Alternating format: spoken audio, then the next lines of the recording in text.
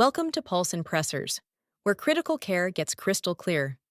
Today, we're exploring nitroglycerin, a pharmacologic cornerstone that goes far beyond simple vasodilation. We'll decode its hemodynamic influence, its molecular signaling, and the clinical finesse required to manage patients, especially those fresh from the OR with fragile grafts or marginal perfusion. Nitroglycerin releases nitric oxide, a rapid molecular signal that activates guanylate cyclase within vascular smooth muscle cells. This increases intracellular cGMP, leading to dephosphorylation of myosin light chains and relaxation of vascular smooth muscle. The effect is a reduction in both preload and afterload, strategically lowering myocardial wall stress and oxygen consumption while improving coronary perfusion.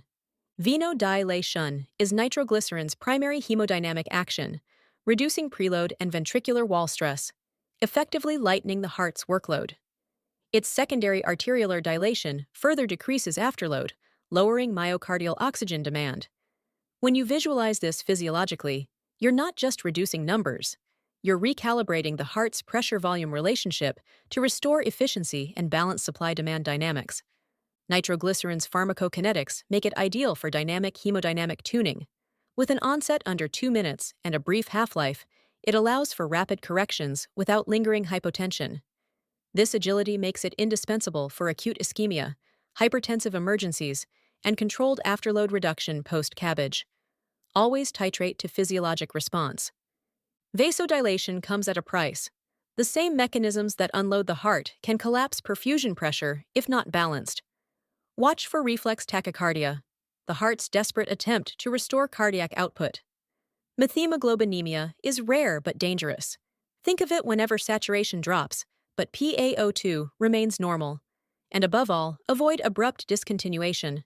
A sudden stop can trigger rebound vasoconstriction and ischemia.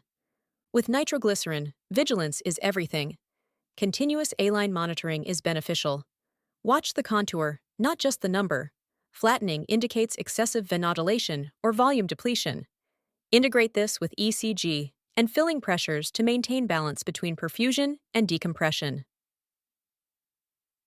In post-CABG patients, your primary enemy isn't hypertension, it's graft hypoperfusion. These patients depend on precise flow through newly anastomosed arteries. Too aggressive a reduction in afterload can drop graft perfusion and precipitate ischemia. Keep MAP between 70 to 80 millimeters of mercury, maintain smooth titration, and when possible, pair with calcium channel blockers to protect radial grafts and reduce the risk of spasm of the arterial grafts. Nitroglycerin, or a calcium channel blocker, can reduce the risk of spasm in the post-CABG population. Nitroglycerin management is comprehensive critical care. Every adjustment affects more than the heart.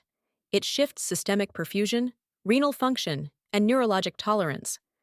When you titrate nitro, communicate with the team, anticipate downstream effects, and manage symptoms proactively. True mastery is not in the drip rate, it's in the orchestration of physiology, data, and empathy.